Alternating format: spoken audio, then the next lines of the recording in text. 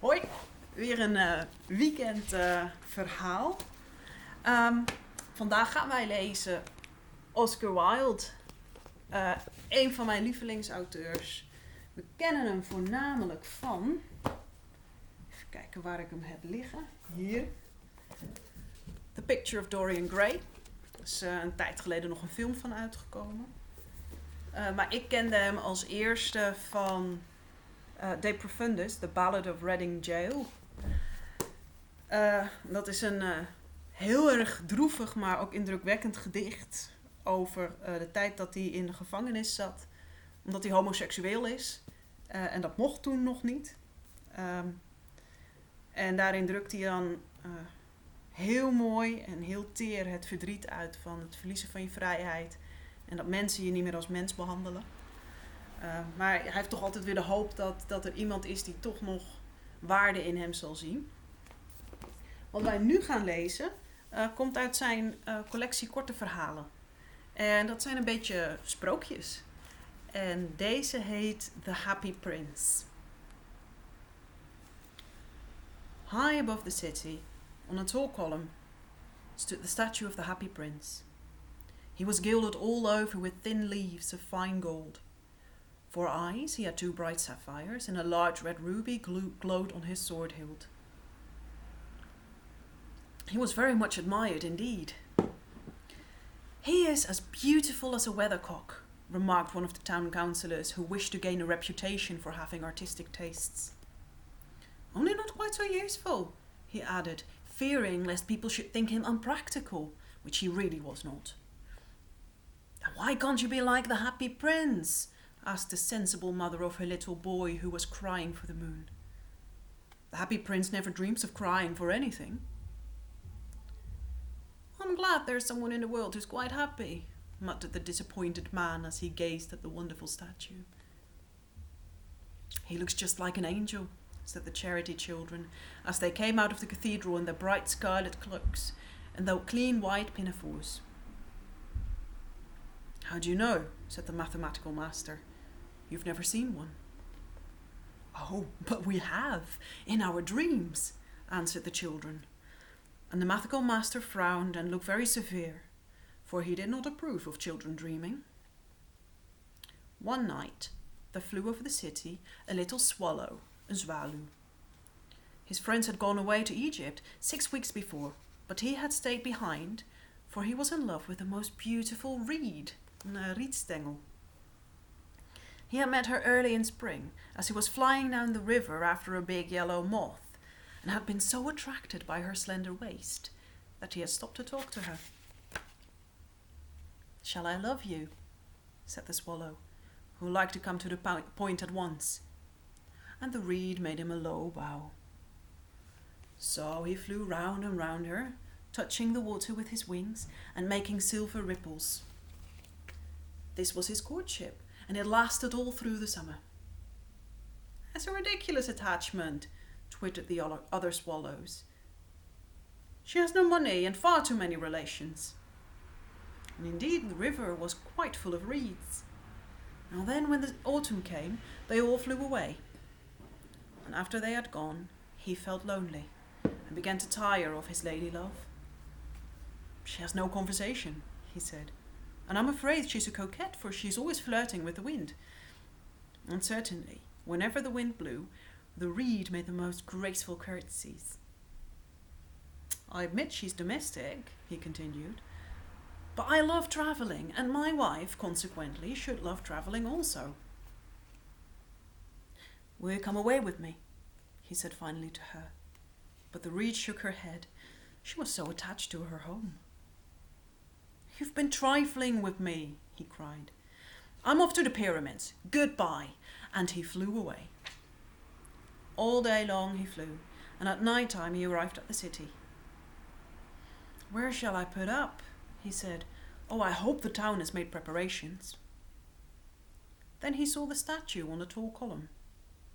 "I'll put up there," he cried. "It's a fine position with plenty of fresh air." So he alighted just between the feet of the Happy Prince. "I have a golden bedroom," he said softly to himself as he looked around and prepared to go to sleep.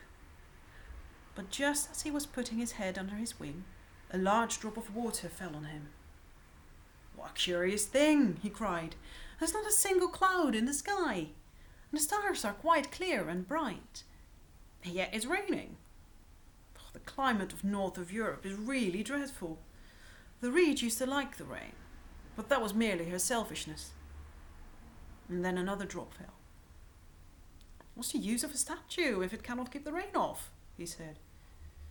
"I must look for a good chimney pot," and he determined to fly away. But before he had opened his wings, a third drop fell, and he looked up and saw... What did he see? The eyes of the happy prince were filled with tears, and tears were running down his golden cheeks. His face was so beautiful in the moonlight that the little swallow was filled with pity. "Who are you?" he said. "I'm the happy prince." "Why are you weeping then?" asked the swallow. "You've quite drenched me." "When I was alive and had a human heart," answered the statue, "I did not know what tears were, for I lived in the palace of Sans Souci, where sorrow is not allowed to enter. In the daytime I played with my companions in the garden, and in the evening I led the dance in the great hall. Round the garden ran a very lofty wall, but I never cared to ask what lay beyond it. Everything about me was so beautiful. My courtiers called me the happy prince, and happy indeed I was, if pleasure be happiness. So I lived, and so I died, and now that I'm dead, they have set me up here so high that I can see all the ugliness and the misery of my city. And though my heart is made of lead, yet I cannot choose but weep." "What, is he not of solid gold?" said the swallow to himself. He was too polite to make any personal remarks out loud.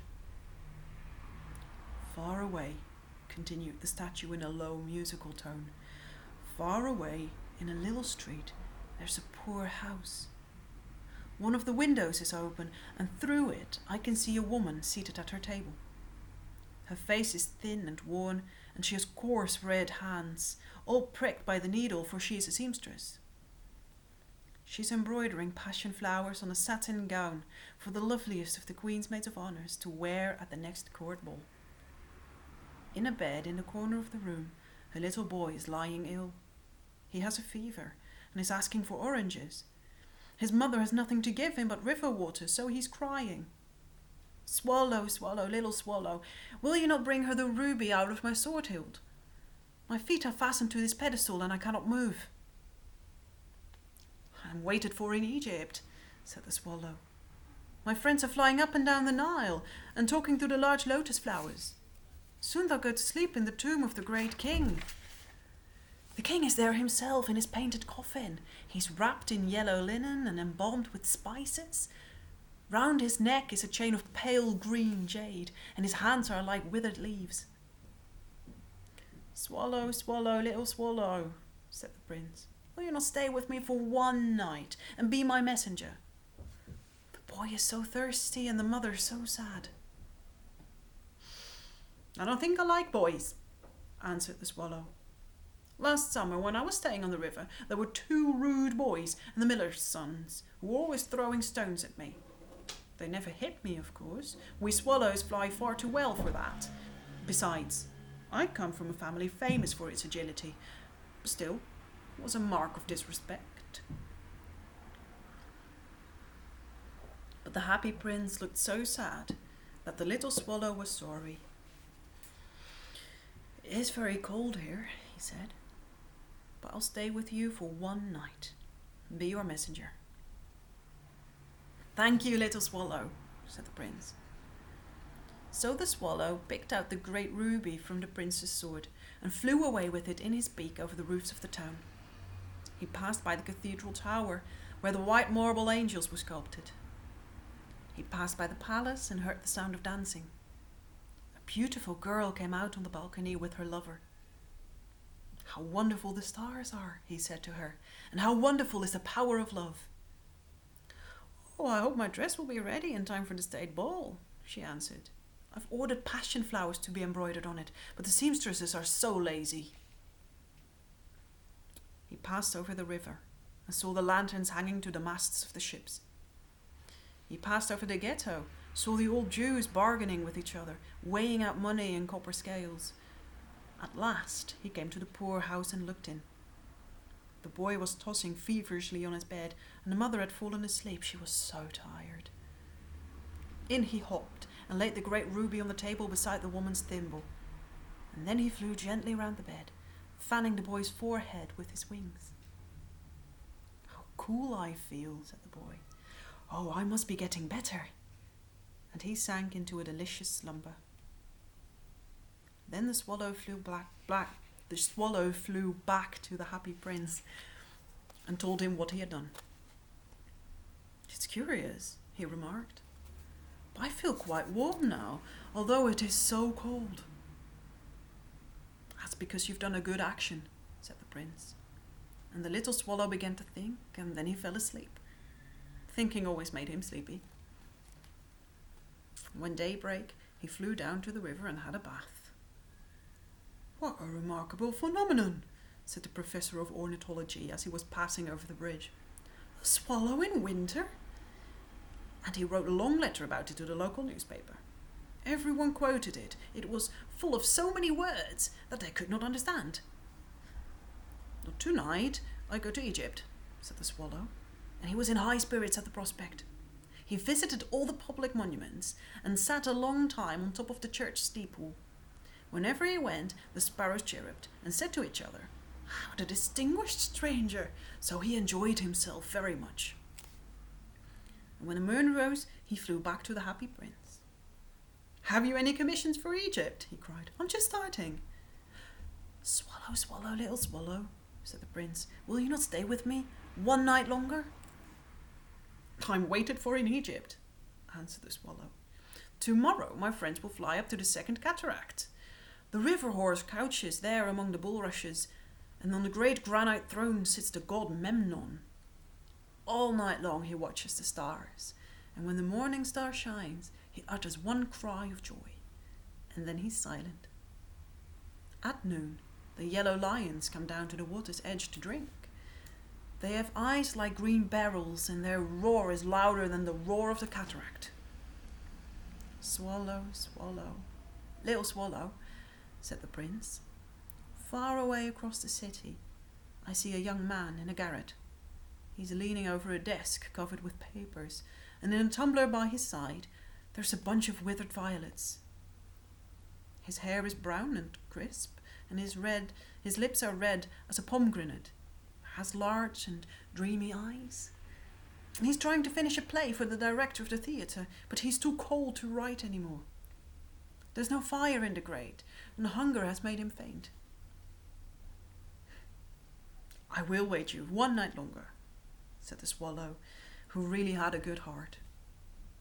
"Shall I take him another ruby?" "Alas, I have no ruby now," said the prince. "My eyes are all that I have left. They are made of rare sapphires, which were brought out of India 1,000 years ago. Pluck out one of them and take it to him. He'll sell it to the jeweler and buy food and firewood and finish his play." "Dear prince," said the swallow, "I can't do that." And he began to weep. "Swallow, swallow, little swallow," said the prince, "do as I command you." And so the swallow plucked out the prince's eye and flew away to the student's garret. It was easy enough to get in, as there was a hole in the roof. Through this he darted and came into the room. The young man had his head buried in his hands, so he did not hear the flutter of the bird's wings. And when he looked up, he found the beautiful sapphire lying on the withered violets. "I'm beginning to be appreciated," he cried. "This is from some great admirer. Now I can finish my play." And he looked quite happy. The next day the swallow flew down to the harbour. He sat on the mast of a large vessel and watched the sailors hauling big chests out of the hold with ropes. "Heave ahoy!" they shouted as each chest came up. "I am going to Egypt!" cried the swallow, but nobody minded. And when the moon rose, he flew back to the happy prince. "I've come to bid you goodbye," he cried. "Swallow, swallow, little swallow," said the prince, "will you not stay with me one night longer?" "It's winter," answered the swallow, "and the chill snow will soon be here. In Egypt, the sun is warm on the green palm trees, and the crocodiles lie in the mud and look lazily about them. My companions are building a nest in the temple of Baalbec, and the pink and white doves are watching them and cooing for each other. Dear prince, I must leave you, but I'll never forget you, and next spring I'll bring you back 2 beautiful jewels in the place of those you've given away. The ruby shall be redder than a red rose, and the sapphire shall be as blue as the great sea." "In the square below," said the happy prince, "there stands a little match girl. She's let her matches fall in the gutter, and they're all spoiled. Her father will beat her if she does not bring home some money, and she's crying. She has no shoes or stockings, and her little head is bare. Pluck out my other eye and give it to her, and her father will not beat her." "I'll stay with you one night longer," said the swallow. "I cannot pluck out your eye. You would be blind then." "Swallow, swallow, little swallow," said the prince, "do as I command you." So he plucked out the prince's other eye and darted down with it. He swooped past the match girl and slipped the jewel into the palm of her hand. "What a lovely bit of glass!" cried the little girl, and she ran home laughing. And then the swallow came back to the prince. "You are blind now," he said, "so I will stay with you always." "No, little swallow," said the poor prince, "you must go away to Egypt." "I will stay with you always," said the swallow, and he slept at the prince's feet. All the next day he sat on the prince's shoulder and told him stories of what he had seen in strange lands. He told him of the red ibises who stand in long rows on the banks of the Nile and catch gold fish in their beaks, of the Sphinx who is as old as the world itself and lives in the desert and knows of everything, of the merchants who walk slowly by the side of their camels and carry amber beads in their hands, of the king of the mountains of the moon, who is as black as ebony and worships a large crystal, of the great green snake that sleeps in a palm tree and has 20 priests to feed it with honey cakes, and of the pygmies who sail over a big lake on large flat leaves and are always at war with the butterflies. "Dear little swallow," said the prince, "you tell me of marvellous things, but more marvellous than anything is the suffering of men and of women. There's no mystery so great as misery. Fly over my city, little swallow, and tell me what you see there." So the swallow flew over the great city and saw the rich making merry in their beautiful houses, while the beggars were sitting at the gates. He flew into dark lanes and saw the white faces of starving children looking out listlessly at the black streets. Under the archway of a bridge, 2 little boys were lying in one another's arms to try and keep themselves warm. "How hungry we are," they said. "You must not lie there," shouted the watchman, and they wandered out into the rain. And then he flew back and told the prince what he had seen. "I'm covered with fine gold," said the prince. "You must take it off, leaf by leaf, and give it to my poor. The living always think that gold can make them happy." Leaf after leaf of the fine gold the swallow picked off, till the happy prince looked quite dull and grey. Leaf after leaf of the fine gold he brought to the poor, and the children's faces grew rosier, and they laughed and played games in the street. "We have bread now," they cried. And then the snow came, and after the snow came the frost. The streets looked as if they were made of silver. They were so bright and glistening. Long icicles like crystal daggers hung down from the eaves of the houses. Everybody went about in furs, and the little boys wore scarlet caps and skated on ice. The poor little swallow grew colder and colder, but he would not leave the prince, for he loved him too well.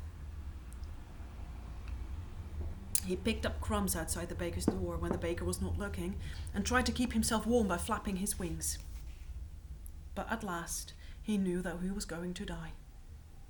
He had just strength to fly up to the prince's shoulder once more. "Goodbye, dear prince," he murmured. "Will you let me kiss your hand?" "I'm glad that you're going to Egypt at last, little swallow," said the prince. "You've stayed too long here, but you must kiss me on the lips, for I love you." "It's not to Egypt that I'm going," said the swallow. "I'm going to the house of death. Death is the brother of sleep, is he not?" And he kissed the happy prince on the lips and fell down dead at his feet. At that moment, a curious crack sounded inside the statue, as if something had broken. The fact is that the leaden heart had snapped right in two. It certainly was a dreadfully hard frost. Early in the next morning, the mayor was walking in the square below in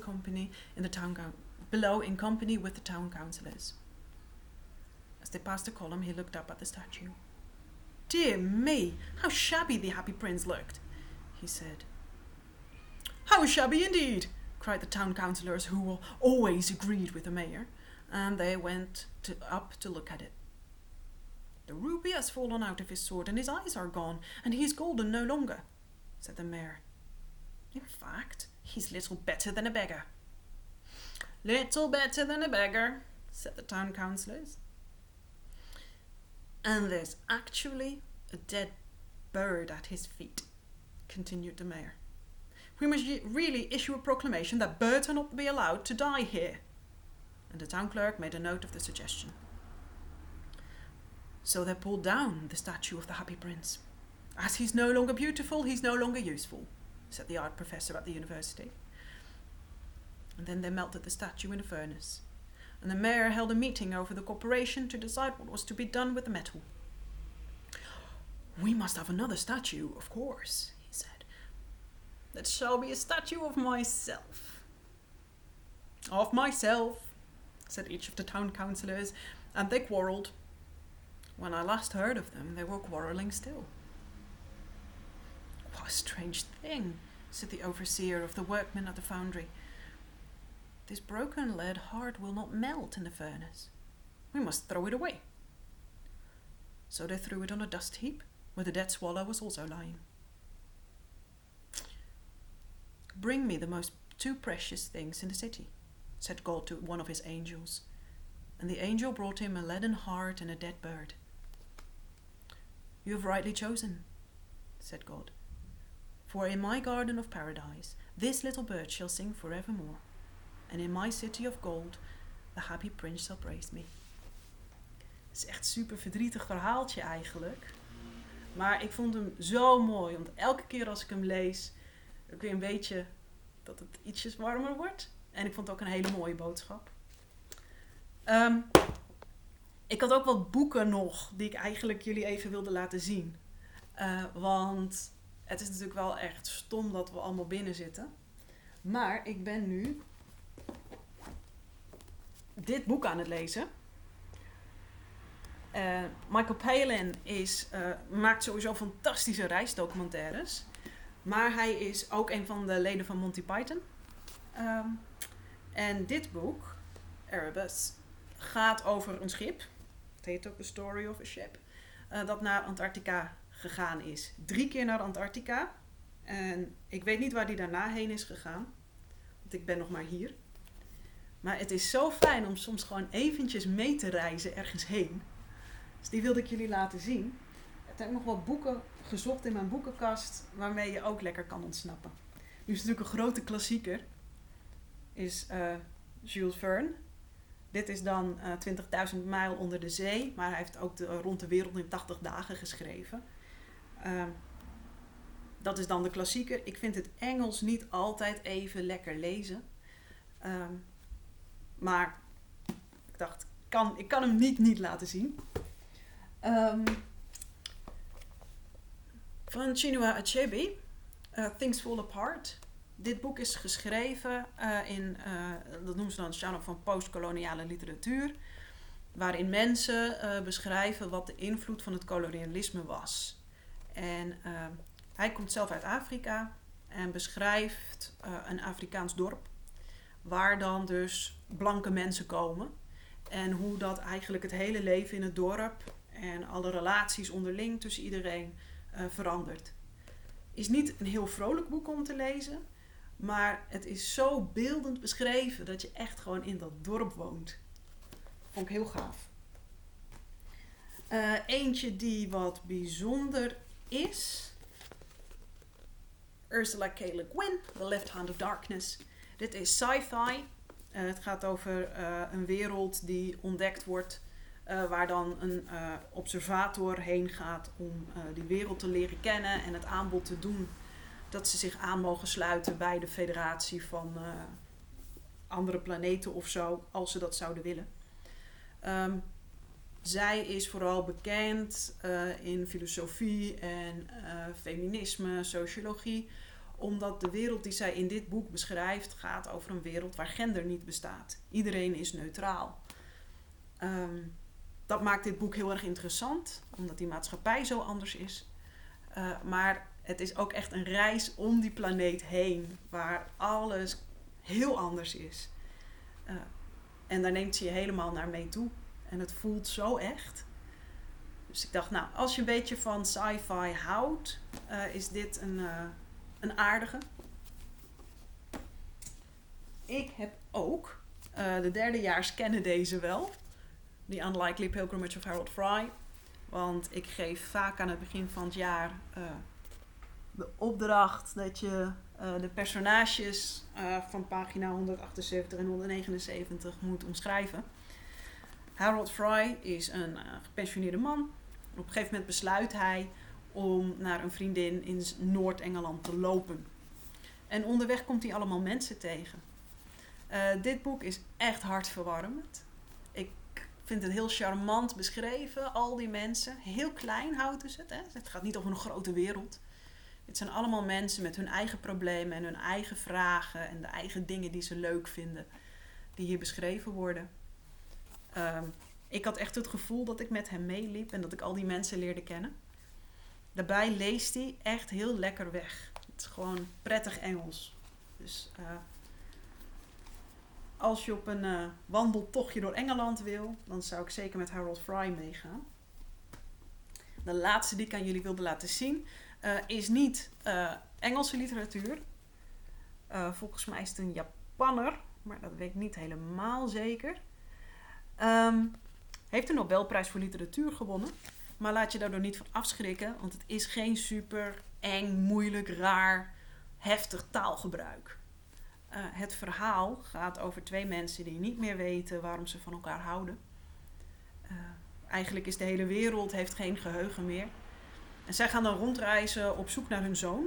Maar toch ook tegelijkertijd op zoek naar waarom zij niet meer weten wat hun verleden is. En daarbij ook waarom ze van elkaar houden. Het speelt zich af in post-Romeins Engeland.